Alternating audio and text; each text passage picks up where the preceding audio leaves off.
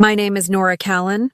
I'm 37 years old and teach English literature at a small community college in Rainier, Washington, a town where every roof grows moss and people measure time by rainfall instead of calendars. My mornings begin with chalk dust on my sleeves, the smell of burnt coffee in a dented travel mug, and my son's voice calling from the bedroom, "Mom, I can't find my socks." Evan is 9. Small for his age, but clever. He can recite lines from Shakespeare with a seriousness that makes my students laugh. I used to believe the world would open for him. Then came the illness, a slow storm that refused to pass.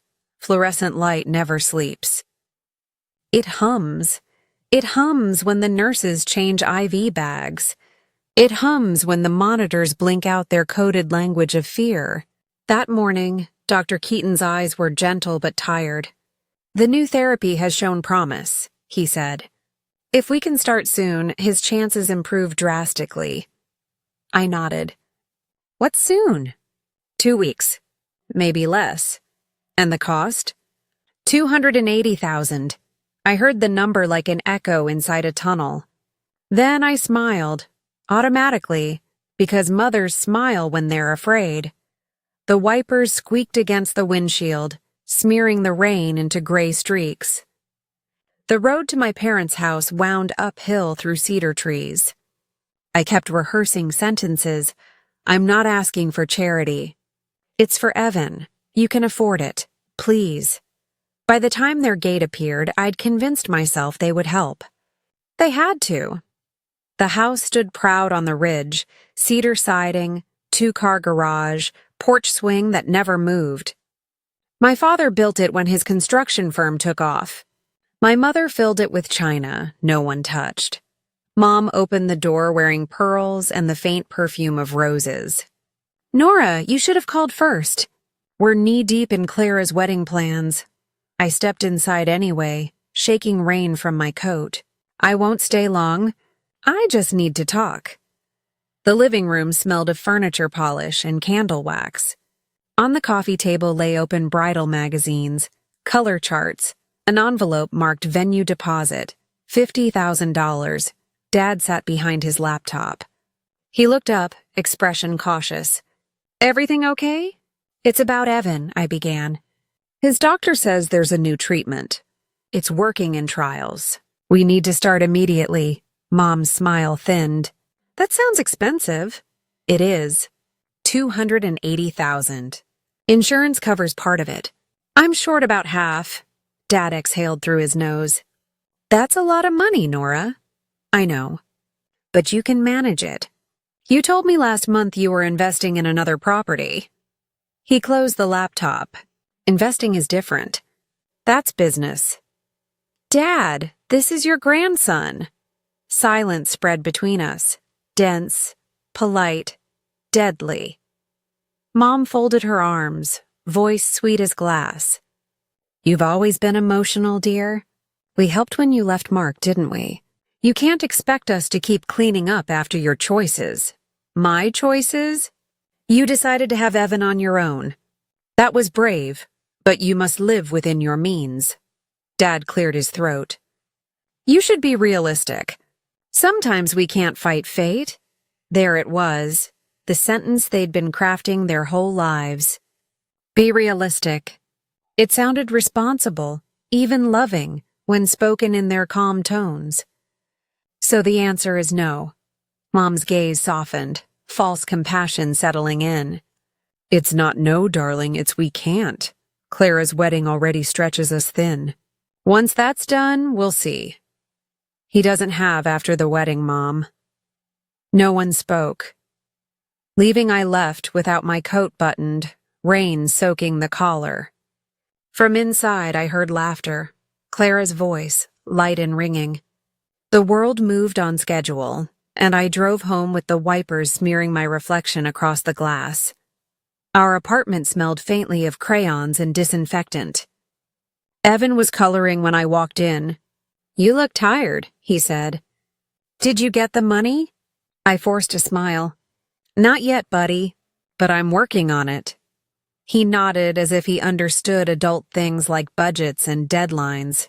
Then he held up his drawing, a stick figure of the two of us standing under a giant sun. "See, Mom? It's not raining here." I hugged him, and for a moment the ache in my chest quieted. After he fell asleep, I sat at the kitchen table with a stack of bills and a notebook. I wrote out numbers until they blurred. Savings. 4 3/20. Second job estimate. 600 month total debt too much. At the bottom of the page I wrote, "Call them again tomorrow," but I already knew I wouldn't. 2 days later, I tried once more. I caught Dad alone in the garage, polishing his car. Rain dripped through the open door, tapping the concrete. "Dad, please. You don't even have to give me all of it. A loan, a portion, anything." He didn't look at me. "You know your mother and I agreed. We can't start taking from retirement savings. It's not retirement, it's life." "His life?" He sighed, setting down the cloth.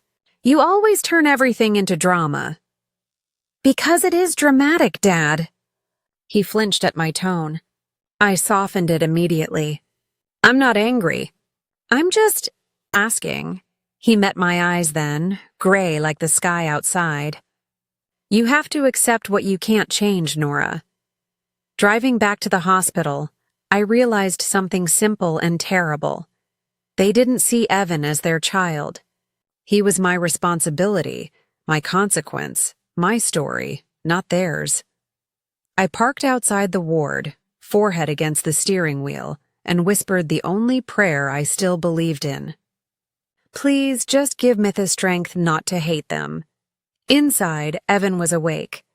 The nurse had braided his IV tubing into a loop so it wouldn't tangle. "Did Grandpa say yes?"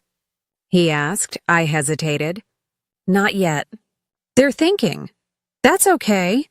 Maybe when I get better, we can help them back." I smiled, pretending not to understand what he meant. That night, after he fell asleep, I stepped into the hallway.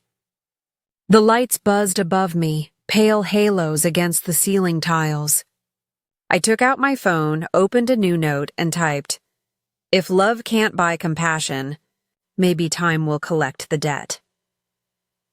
I didn't know then that I was writing the first line of a long story, a story about what people choose to remember and what they're forced to face. The next morning, a text blinked onto my screen just as the first light leaked through the blinds. "We love you, Nora, but we can't carry everyone's burdens." No greeting. No question about Evan. Just punctuation dressed as care. At the hospital, the nurses spoke in clipped kindness.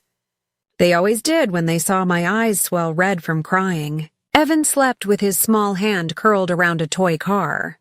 Every beep from the monitor reminded me that time was a currency we were running out of.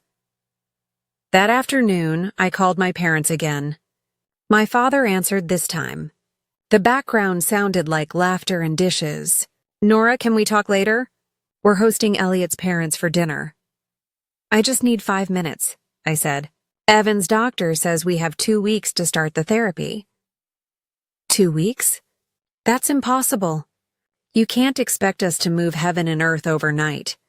He spoke as if compassion had a processing period. When I finally met them again, they'd already prepared their reasons. The living room lights glowed warm, but the air felt thin. Mom poured tea.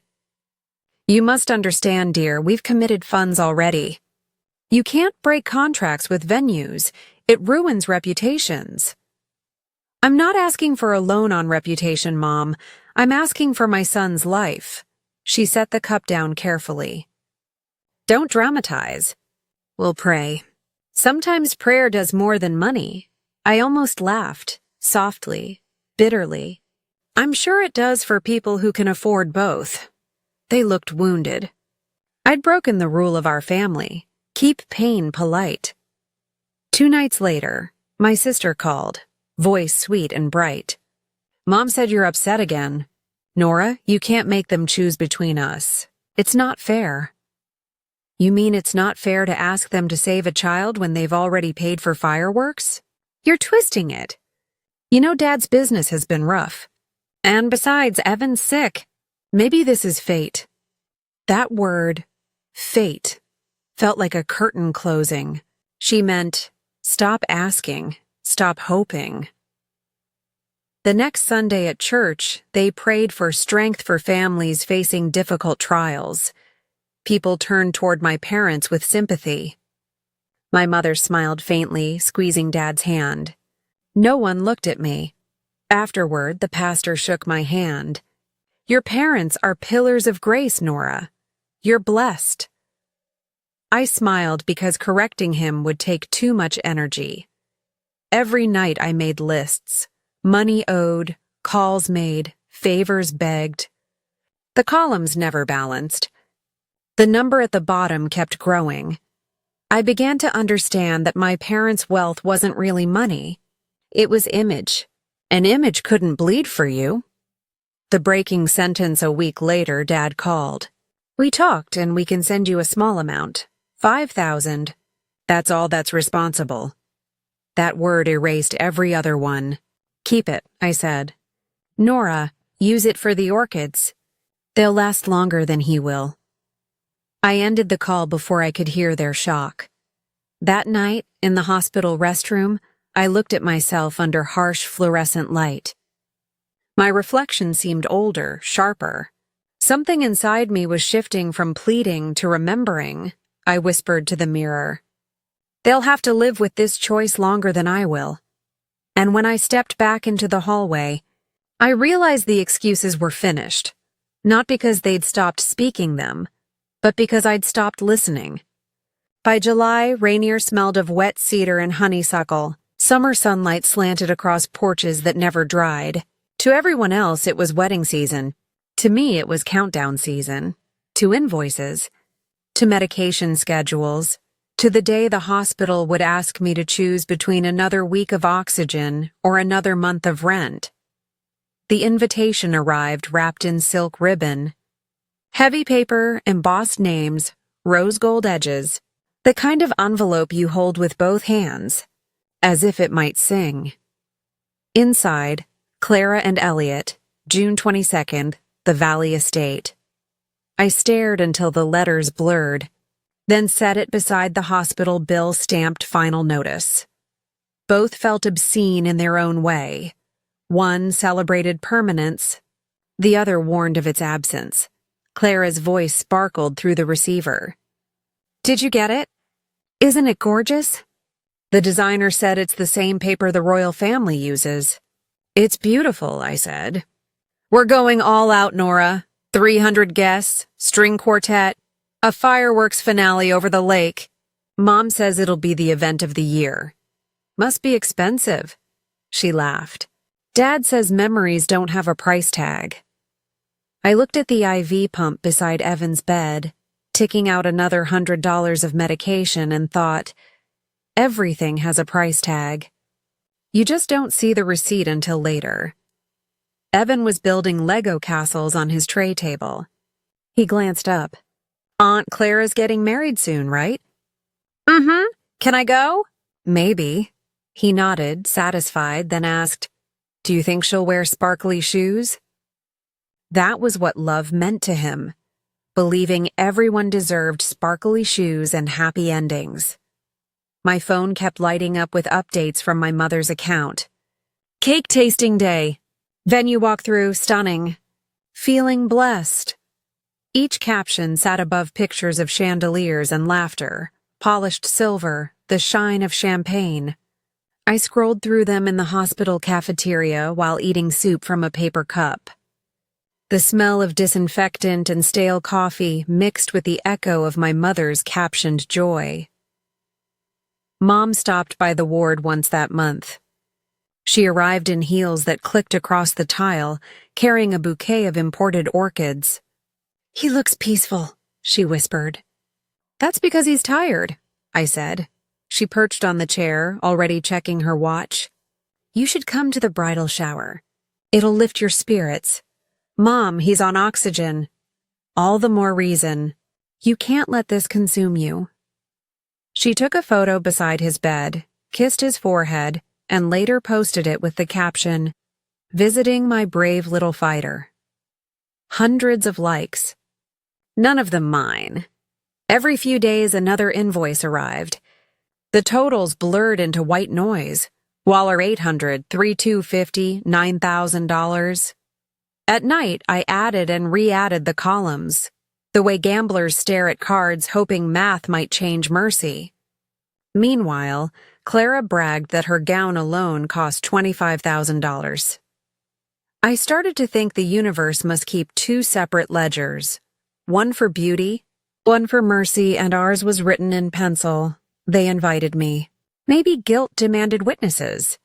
The restaurant glowed with crystal light. People toasted to love, to fortune, to the best parents anyone could ask for. When someone asked about Evan, silence spread like spilled wine. Clara raised her glass. "To miracles," she said quickly. Laughter followed. The conversation turned to floral arches. I excused myself and stepped outside into drizzle. The air smelled of expensive perfume and wet asphalt. The driver noticed my hospital badge. "Tough shift?" "Something like that." He didn't ask more, and I was grateful. Sometimes strangers are the only people polite enough not to pretend they care. When we stopped outside my apartment, he said, "Hope tomorrow's kinder." I nodded. "So do I." That night I opened my journal. The paper felt rough beneath the pen. I wrote, "They'll remember this season differently than I will. They'll remember music and flowers. I'll remember the sound of machines keeping time while they danced." I closed the notebook, set it beside the unpaid bills, and whispered into the dark. One day, they'll understand what that cost. By the first week of June, the valley shimmered under thin sheets of rain. The world outside the hospital looked washed and new. Inside, everything aged by the hour. Machines blinked through the nights, and I began measuring time in heartbeats that didn't belong to me. Dr. Keaton walked in holding a chart like it might bite him. "The new therapies window is closing," he said quietly. "If we can't begin within 10 days, it won't matter." His eyes slid away from mine, the way good people look when they've run out of comfort. Numbers filled the silence. Dosages, costs, survival percentages. All decimals, no mercy. When he left, I pressed my palm to the cool wall and whispered, 10 days. Outside, a car alarm echoed, shrill and pointless. Phone calls and fireworks. Big news. Dad approved fireworks over the lake. Custom show. The planner says it'll photograph like heaven. Heaven, I repeated. Right. Don't sound so gloomy. It's one night, Nora. You should come. It'll cheer you up. I wanted to tell her that heaven was already burning itself out in a cheap hospital room. But I said nothing. Bills arrived daily now. Envelopes stacked like gravestones on the counter. Every figure felt absurd beside the wedding spreadsheet Mom had proudly shown me last month. Venue, $80,000 dress, $25,000. Orchestra, $15,000, my son's life. Priceless, apparently, yet unaffordable. I stopped opening the envelopes. Paper couldn't hurt me more than silence already did. Some nights Evan stayed awake, thin shoulders rising with effort. Mom, are we poor? We're just short on luck right now. Then I'll save mine for you. He said it like a promise children think they can keep. I turned off the light before he saw me cry. I called my mother one final time. She answered between laughter and music. I could hear Clara rehearsing vows in the background. Mom, he's fading. Please, I don't have days left. Oh, sweetheart, don't talk like that. Everything happens for a reason. The reason is you won't help. Her voice sharpened. Don't be cruel. We've sacrificed plenty. You can't expect us to destroy Clara's future. You're destroying what's left of mine. She hung up. I stared at the phone until the screen went black, then realized it wasn't the only thing that had. Rain tapped the window, softer than breath. Evan slept, chest rising unevenly. When the monitors began to scream, nurses rushed in. I stepped aside because I knew, mothers always know. Then the noise stopped. The line flattened into a long, unwavering note, the purest sound I'd ever heard. I sat until his hand cooled, until the nurse touched my shoulder and whispered, "I'm so sorry." I wasn't. Sorry implies choice. None of this had been a choice. At midnight, I sent one message to my family. "He's gone. Don't worry, your schedule is safe, no reply." At dawn, Clara posted, "Bittersweet week. Life teaches us strength. 200 hearts, one broken." The next morning, the rain cleared. Sunlight cut through the mist like it was searching for someone. I walked outside and felt nothing. Not anger, not sorrow. Just the hollow calm that comes when there's nothing left to lose. I told myself I would bury him quietly, and later, when the music stopped in that glittering hall by the lake, they would remember the sound of rain that never quite left Washington. Grief does not announce itself. It doesn't knock, doesn't wait. It arrives like fog, thick, quiet, impossible to remove. The same morning my son was lowered into the ground, my sister walked down an aisle strewn with orchids. Different flowers, same sun, different vows, same sky. The world, it seemed, could hold contradictions without breaking. I envied that. The funeral home had called at 7 a.m. "We've prepared the service, Ms. Callan. Do you expect family attendance?" I almost laughed. "They're occupied." The man hesitated, then said, "We'll make it dignified." Dignity, the word people use when love is absent but manners remain.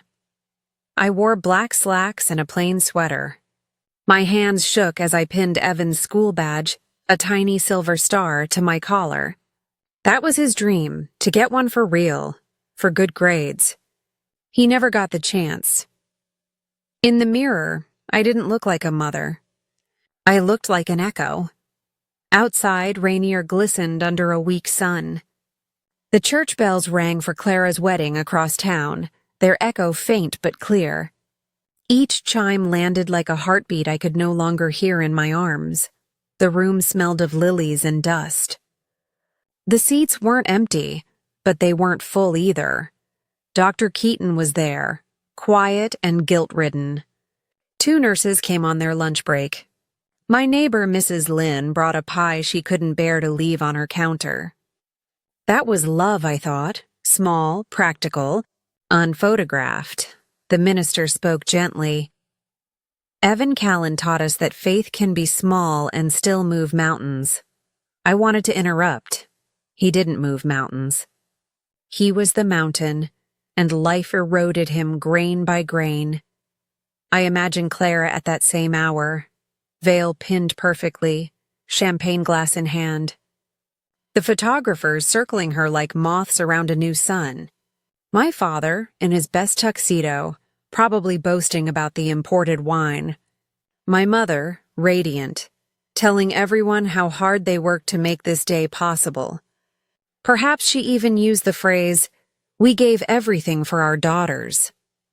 And maybe someone nodded, impressed by her devotion. Unaware that one of those daughters was laying her child to rest in a room that smelled of antiseptic and wax. When the casket lowered, I found myself counting the inches. 6 feet felt obscene. Too deep for a child who still slept with the light on. The minister offered a handful of soil. I took it, felt its coldness, and whispered, "You deserved more sky, baby." The soil slipped through my fingers like apology. Behind me, Mrs. Lynn wept quietly. The nurses held each other. I wanted to comfort them, but grief is selfish. It doesn't leave room for anyone else's sorrow. At that very moment, The string quartet in the Valley Estate struck the opening note of Canon in D. Someone clapped. Someone gasped at the bride's entrance. Later, I'd see the photographs online.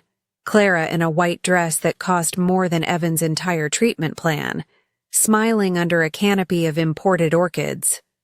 The caption, "The happiest day of our lives."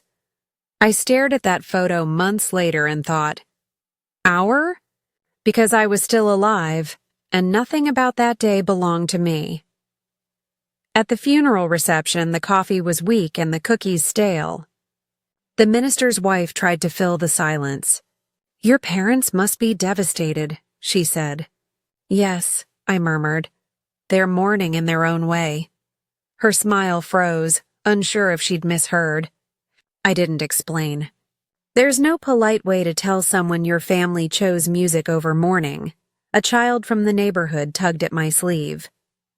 "Miss Callan, will Evan come back when he feels better?" I knelt down, managing a smile. "He already feels better, sweetheart. Just not here." The child nodded, satisfied, and ran off. The simplicity of belief is mercy. Adults ruin it with reason. When I got home, the apartment felt too clean.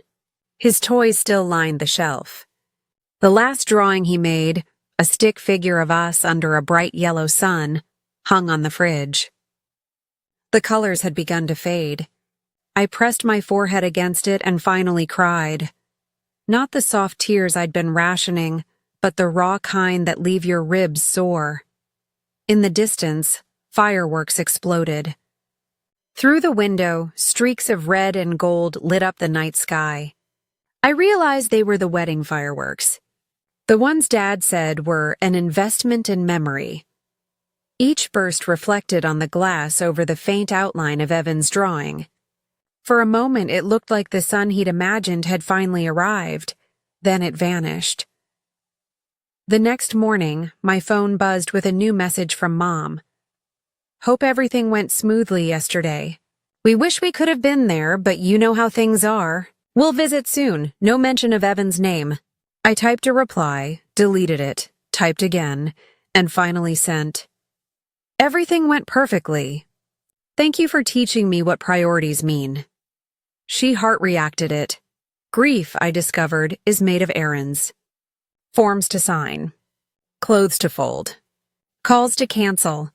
It's the cruel rhythm of pretending you still belong to the living. One evening, I stood outside the church where they'd been married. The decorations were gone, but the air still smelled faintly of roses. I wondered if anyone could sense the ghost of both ceremonies lingering in the valley. One that began a life, one that ended it. Maybe, I thought, that's what balance looks like. Joy and loss. Threaded by coincidence. 2 weeks later, my parents came to check in. They brought a basket of fruit and a frame of Evan's school photo. "We thought it might comfort you," Mom said. "It might," I replied, "if I didn't already have the real thing." Dad cleared his throat. "You know, the ceremony went beautifully. You should have seen how happy Clara looked. You'd have been proud." Something inside me cracked, not loudly, but enough to let the cold in. "I'm sure it was perfect," I said. "You've always been good at perfect days." Mom looked uneasy. "Don't be bitter, Nora. It's not healthy." "Don't worry," I said. "I'm cured of expectations." They left soon after, murmuring about traffic and dinner reservations. The basket of fruit sat untouched on the counter until it began to rot, sweet and sour at once, just like memory. That night, I opened my journal again. I wrote to Evan, though I knew he'd never read it. "You were the only honest thing we ever had, little one. The rest of them speak in photographs and excuses. You spoke in laughter and light. If heaven lets you look down, don't be sad. You were loved by the right person, even if it was only one." Then, on a new page, I began another letter. This one to my parents. I didn't send it, but it existed, which was enough. When the music fades, I hope you can still hear what silence sounds like. It sounds like my goodbye. People talk about closure as if it's a door you can shut and lock. But I learned that some doors never close. You just walk farther away until you can't hear the hinges creak anymore. I stopped visiting their house. I stopped returning their calls. And in the small apartment that still smelled like crayons, I learned how to live with absence, how to feed it, dress it, and eventually let it rest beside me like an old companion. The final scene months. Later, fall came early. The air turned sharp, the leaves bronze. One morning I visited Evan's grave. I brought new flowers, not lilies this time. Sunflowers, his favorite. "Look, baby," I whispered. "You still have the brightest spot in town." I sat there until the sky dimmed. Somewhere far off, another celebration fired its own sparks into the clouds. Another couple beginning their forever. And I realized, forever is just a word people use when they can't imagine endings. I could, and I had survived one. Time didn't move after Evan died. It rearranged itself. Days didn't pass. They folded, creased, and repeated. The first year felt like trying to breathe through glass. I could see life continuing on the other side, but couldn't join it. I stayed in the same apartment. Everyone told me to move, to start fresh, as if grief were wallpaper you could peel off. But this was the only place that still remembered him. The dent in the couch, the marks on the wall where he measured his height, the drawings taped crookedly on the fridge. For months, I kept everything exactly the same. His toothbrush still by the sink, his school bag hanging by the door. Only the air changed. It grew heavier, like the room was learning how to mourn with me. At night, I talked to him out loud. "You'd laugh if you saw how people look at me now," I whispered once. They tilt their heads, like sympathy is a physical movement. Silence answered, but I began to imagine it as his way of listening. Grief taught me new rituals. I wrote letters I never mailed. To him, to my parents, to Clara. They filled 3 notebooks. Some were tender, some cruel, all honest. To my parents I wrote, "You said life was about choices. So was this." To Clara, "I hope your wedding photos age as beautifully as your guilt will." And to Evan, "I hope heaven lets you play outside all day." Every month, I burned a few pages in a ceramic bowl. Watching the paper curl felt like releasing something I didn't want, but couldn't carry anymore. 6 months later, I went back to teaching. The college had saved my position, pity disguised as professionalism. Students avoided my eyes for the first few weeks. They called me Miss Callan instead of Professor Nora, as if formality could protect them from my sadness. One afternoon, a student named Mia stayed behind after class. "The way you talk about books," she hesitated. "It sounds like you've lived inside them." "Maybe I did," I said. "It's easier than living outside them sometimes." She smiled, not out of pity, but understanding. For the first time in months, I didn't feel like a ghost. Year 1 became 2, then 5. Time didn't heal, but it softened the edges, like sea glass smoothed by endless waves. I moved to a small house near the edge of town, a white cottage with peeling paint and a porch that overlooked the forest. The realtor called it a fixer-upper. The first thing I planted was a garden. Sunflowers. The neighbors said they were too tall, too bold. I liked that. Something in my life deserved to stand unapologetically bright. Each summer, when the flowers bloomed, I imagined Evan running between them, his laughter caught in the wind. It wasn't memory. It was faith, the last kind I had left. Letters from nowhere.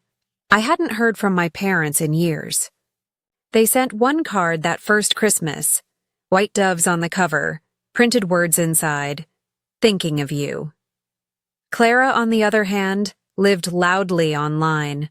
Photos of vacations, dinners, a new baby, then a second. Each caption oozed perfection.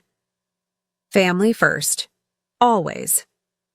I stopped checking after a while. Some wounds don't bleed anymore. They just hum when touched. One autumn evening, I found an envelope in my mailbox. No return address. Inside was a photograph. My parents standing outside their now empty construction office. The for sale sign leaned crooked in the gravel. Tucked behind it was a short note in my father's handwriting. We've had a difficult year. I hope you're well. Love, Dad. No mention of apology. No mention of Evan. Just a quiet ripple of regret. Too small to reach me. I set the photo on the mantel beside Evan's. The contrast was poetic. One life too short, one too long. By the 10th year, I had become someone else. Not by choice, but by erosion. My voice grew softer, but my words sharper. I learned to survive solitude like a professional. People in town knew me as the literature teacher with the sunflower yard. They said I was kind, reserved, wise. No one knew that every book I taught was really a confession disguised as curriculum. When I quoted lines from Jane Eyre, "I am no bird, and no net ensnares me," the students clapped. They thought it was empowerment. I knew it was grief learning how to fly. On the 10th anniversary of Evan's death, I returned to his grave. The marble was smooth, the letters faded slightly from weather. Someone had left fresh flowers. At first, I thought it was the groundskeeper. But then I saw the small tag, from Grandma. I stared at it for a long time. So they remembered. Or maybe guilt had a schedule too. That night I didn't sleep. I sat by the window, watching rain trace crooked lines down the glass. The sound reminded me of that night, the one where I lost both my son and my family. But this time I didn't cry. I simply whispered, "He was worth it." 2 months later, a colleague mentioned that the Callan construction firm had gone under. Mismanaged funds, unpaid taxes, lawsuits. It felt like hearing thunder in the distance. Not satisfaction, but confirmation. Life had a rhythm. Sometimes it took 10 years for the next verse. Still, part of me felt sorry. Not for them, but for what they'd wasted trying to look flawless. Appearances are expensive. Peace is free. It was late winter when I heard the knock on my door. 3 soft taps. Hesitant, like someone asking permission from the past. When I opened it, the air smelled of rain and regret. Her hair had gone white. Her hands trembled as she clutched her purse. "Nora," she said.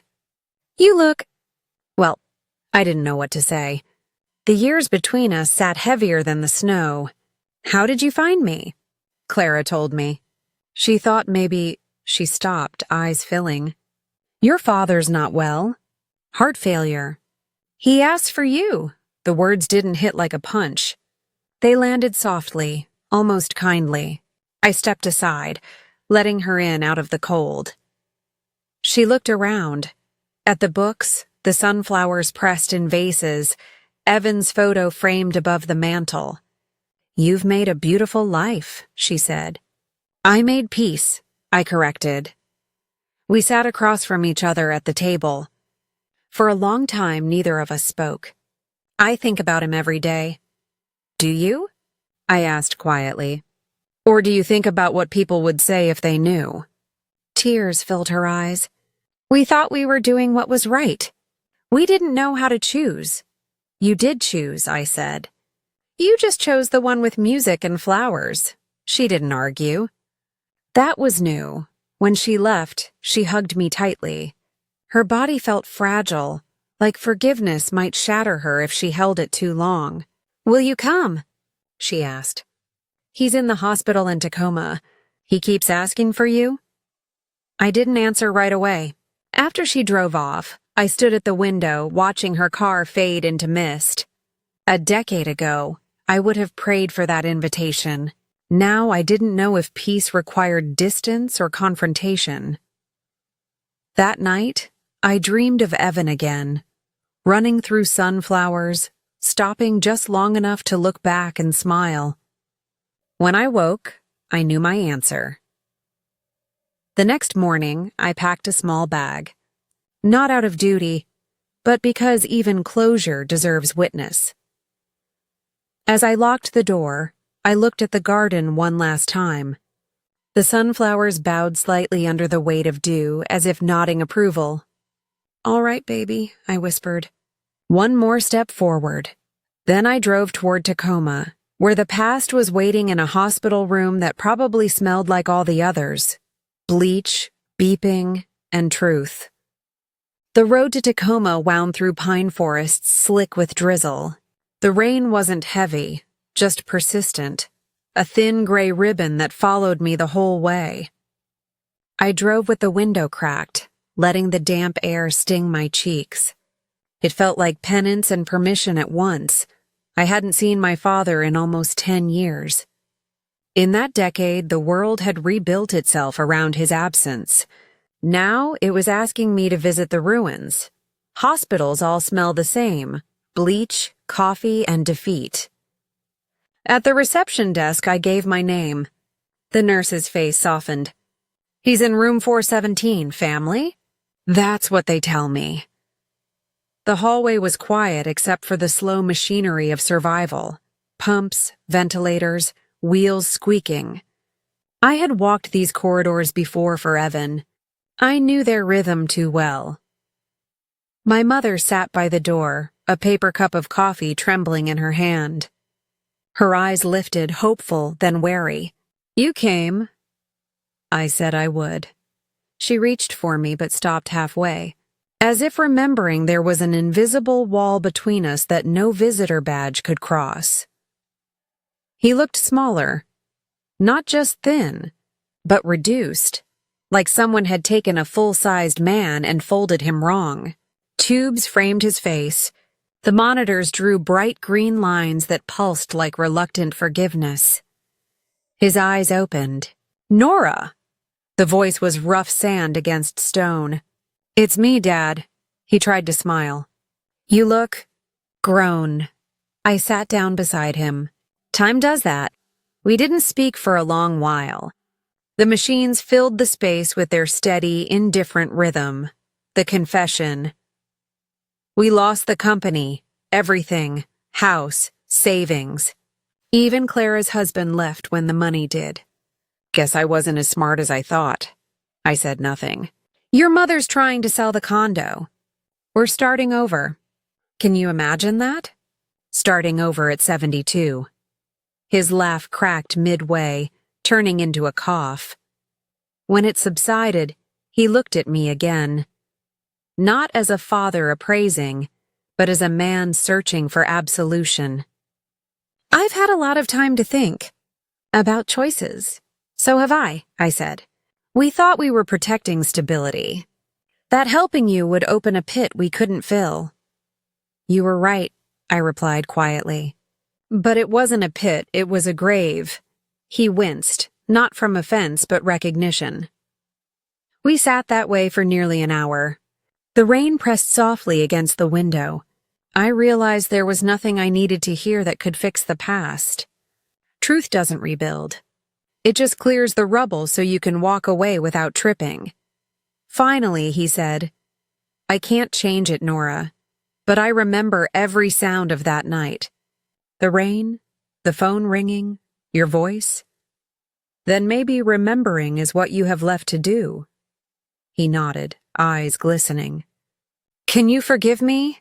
I considered it carefully, the way one examines a delicate artifact, afraid it will break in your hands. "Forgiveness isn't a favor," I said. "It's a release. I already let go years ago, but that doesn't mean you're free." He closed his eyes, tears sliding quietly toward the pillow. When I stepped into the hallway, my mother was waiting, wringing her hands. How was he? Tired. He's sorry, you know. I know. He just doesn't know what sorry means, she sighed. We lost everything, Nora. It's like the universe punished us.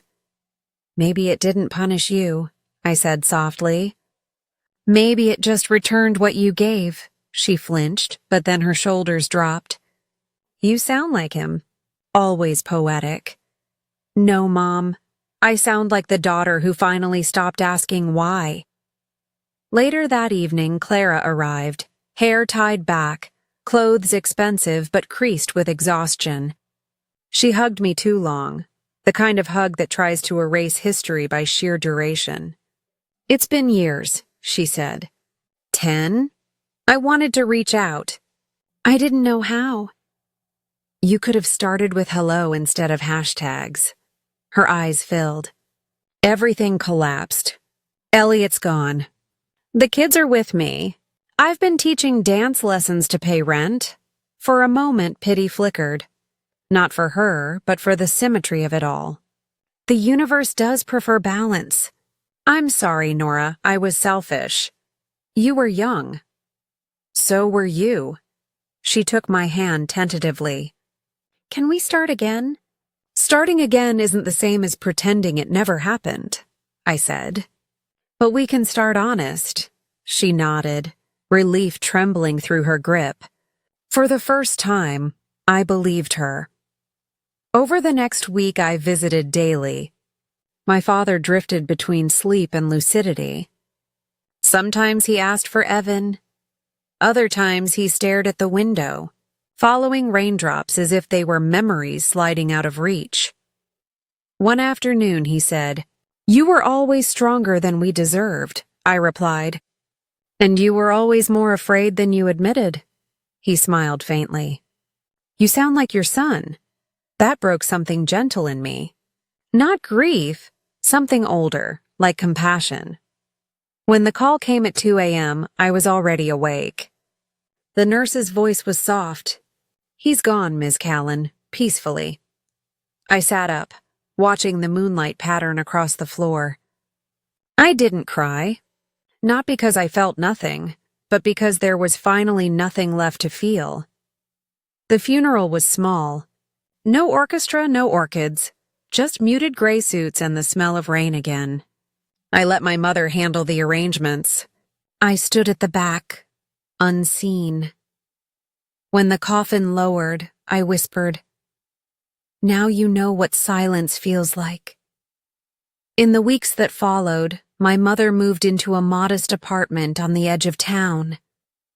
Clara and I helped her unpack boxes labeled fragile.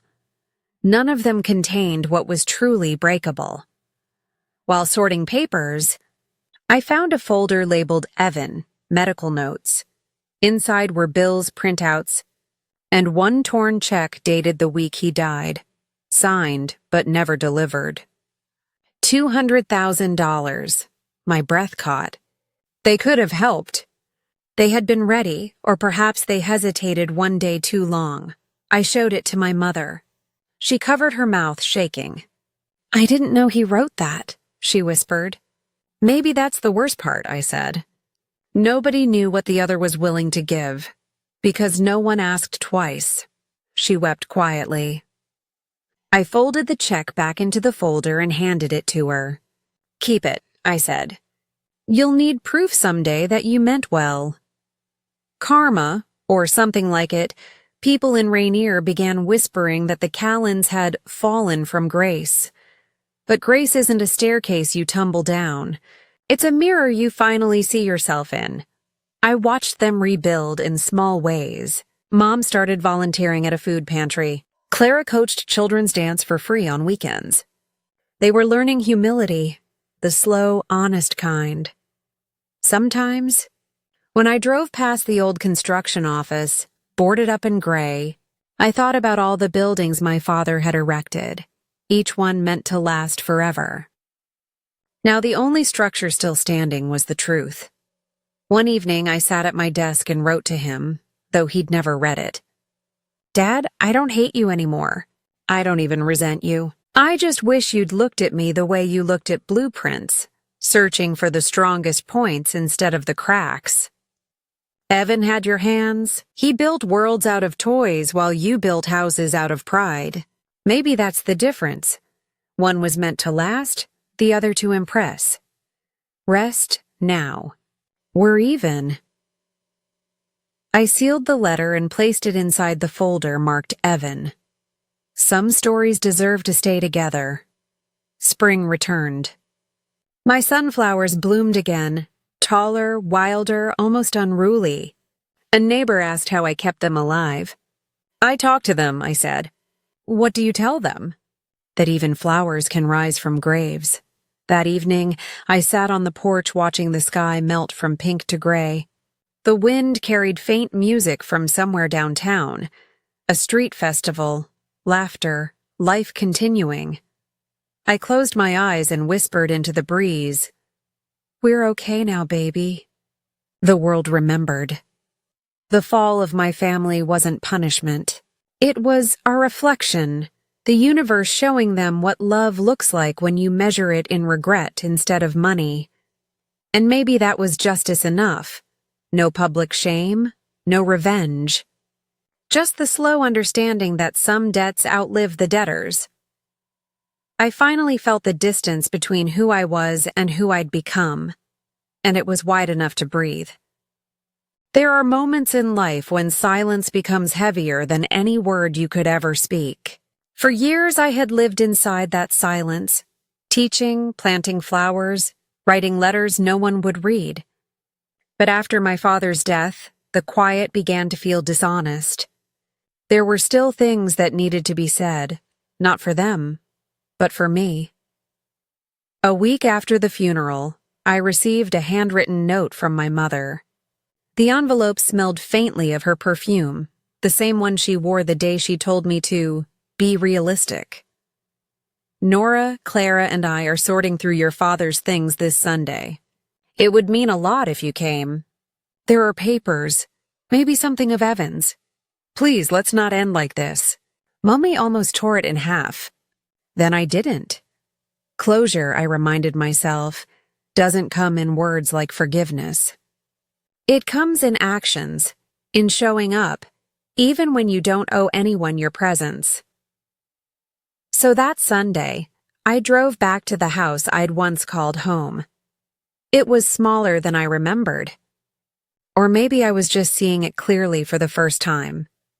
Not as a daughter blinded by nostalgia, but as a woman who understood the cost of appearances.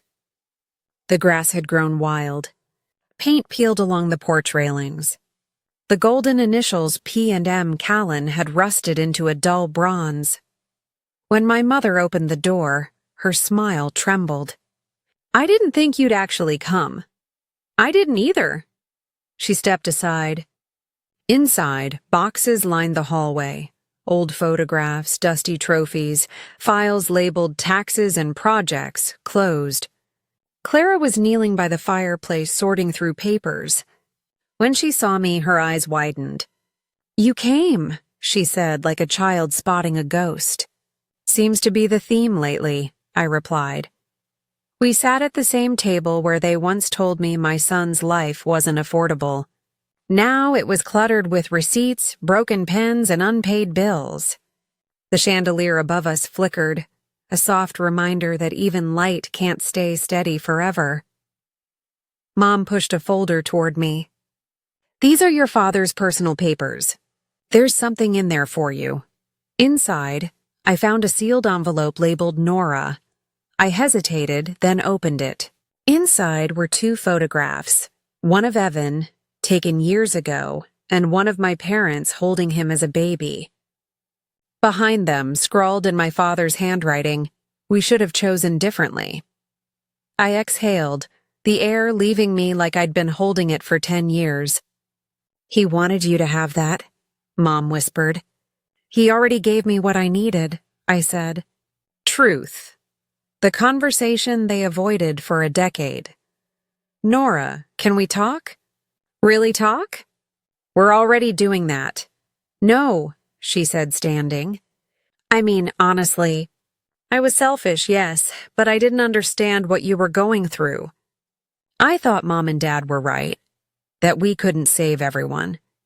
I didn't realize it was you they were choosing not to save. Her voice broke on that last word. It was the first time I'd heard my sister cry without an audience. Clara, I said softly, you were their favorite. It wasn't your fault, but it was your privilege. And privilege makes people blind until the lights go out. She nodded, tears streaming silently. Mom pressed her palms together, whispering, I wish I could take it all back. Every word. You can't, I said. That's the price of memory. It's permanent. The room grew quiet except for the soft ticking of the old clock. I stood resting my hands on the table. Do you know what it felt like that night? I asked. To hold him as he slipped away while you were choosing wedding favors? Mom closed her eyes. Please, no, you need to hear this. Because I carried it for both of us. I carried your guilt, your excuses, your silence. I forgave you years ago, but I never told you what it cost me to do that. What did it cost? She whispered. Everything. My faith and love. My belief is that family means rescue. I buried that with him. The clock struck 3. The sound echoed like a gavel. For a long moment, no one spoke. Then Clara reached across the table. Let us try now, Nora. We can't undo it, but we can live differently. I looked at her hand. Delicate, trembling, empty. You think redemption is about what comes after, but it starts with acknowledgement. You can't rebuild on the same foundation that collapsed, Mom said quietly. Then tell us how to begin. Start by remembering, I said. Every time you see a wedding photo, remember a hospital bed. Every time you touch money, remember what it can't buy. Don't hide from it, live with it. Let it bruise you. That's how you change. When I stood to leave, Mom stopped me. Wait, there's more. She handed me another folder, thinner than the first. Inside was a property deed. The small cottage I'd bought in Rainier, the one with the sunflower garden. Except that the name on the ownership line had been changed. We paid off your mortgage, she said. Your father arranged it before. Why? He said you'd never ask us for anything again, so we had to give without being asked. I stared at the paper, unsure whether to feel touched or angry. Maybe both. You think money fixes what money broke?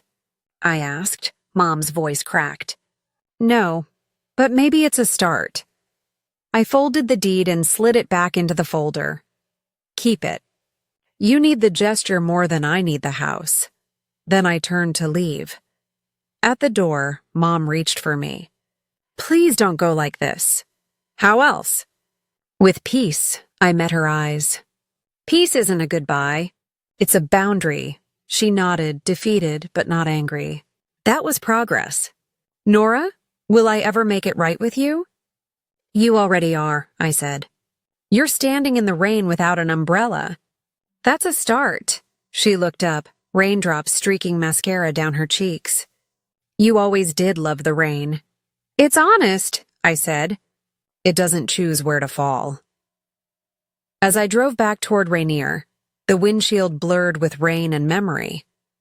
I thought about how easily people confuse regret with redemption. Regret looks backward, redemption walks forward, and I was done looking back. The highway curved along the lake, the same one where the fireworks had lit the sky on Clara's wedding night. Now the water was still. The sky is gray. For the first time, it felt balanced, the letter that ended everything. When I got home, I wrote one final letter. Not for burning, not for sending, but for keeping. To my family, we've all paid something. Some paid with money, others with memory. I paid with love, and it was the only honest currency among us. If you ever want forgiveness, don't look for my approval. Look at your reflections in the rain. If they look back with clarity, you've found it. Nora, I folded the letter and placed it inside Evan's photo album. He would have understood. He was always better at endings than I was. That night, I stood by the window, watching the rainwater gather in small pools across the garden. The sunflowers bowed, heavy but unbroken. I stepped outside barefoot, feeling the earth cold beneath my feet. Every drop that hit my skin felt like the world saying, "It's done." I whispered into the dark, "You can rest now, baby." They finally heard me. And maybe, somewhere beyond the clouds, a small voice answered, not in words, but in the hush of falling rain. The truth rarely arrives as thunder. It leaks through cracks you thought were sealed. A year after that final confrontation, a journalist reached out, researching the fall of the Callan construction empire. He'd found the hospital check in a box of old legal files, the one that was signed but never sent. He asked for a statement. I refused, but the story printed anyway. Family firm collapses amid claims of moral neglect, the town whispered. For a week, my name lingered in headlines beside words like tragedy and betrayal. My mother hid indoors. Clara called, voice shaking. They finally know. They always could have, I said. They just didn't want to. When the noise faded, something strange happened. Peace didn't feel like victory. It felt like stillness. I visited Evan's grave that evening and laid down the newspaper. The truth came late, I whispered, but it came clean. The wind rustled through the sunflowers like applause. For the first time, I didn't need forgiveness or justice or closure. I had truth, and it was enough. Autumn came gently to Rainier that year. The air smelled of pine and rain-soaked leaves, the kind of weather that makes you remember and forget at the same time. My garden swayed under a fading sky.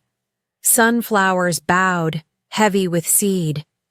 It had been more than a decade since I buried my son, and for the first time, I didn't feel the need to visit his grave out of obligation. I went because I wanted to. The earth was damp beneath my shoes. A single yellow petal clung to the headstone. I brushed it away and smiled. "You'd like it today, Evan," I whispered. "The rain's kind, not cold." Behind me, the valley was silent except for the wind threading through the trees. I thought about my parents, their new, smaller home near the coast. Mom wrote sometimes, short letters, never apologies. That was fine. Forgiveness wasn't something you received, it was something you outgrew. I sat on the grass, closed my eyes, and breathed. For years, grief had been my companion. Now it was just a shadow, still there, but no longer leading. When I stood to leave, the clouds parted, spilling light across the headstone. For a brief moment, I could almost hear laughter, faint, familiar, like the echo of a life that had learned how to rest. "We're all right now, baby," I said softly. "All of us." And as I walked back through the garden, I realized peace isn't found in forgetting the pain. It's found in knowing you survived it, and still chose to love anyway. As Nora walked away beneath the fading light, her story reminded us that peace isn't about forgetting. It's about learning to live with memory. If you were in Nora's place, could you ever forgive a family that chose luxury over love? Would you walk away or make them face what they'd done? Share your thoughts, and don't forget to subscribe for more deep, emotional stories. Like this one, stories about family, choices, and the price of love.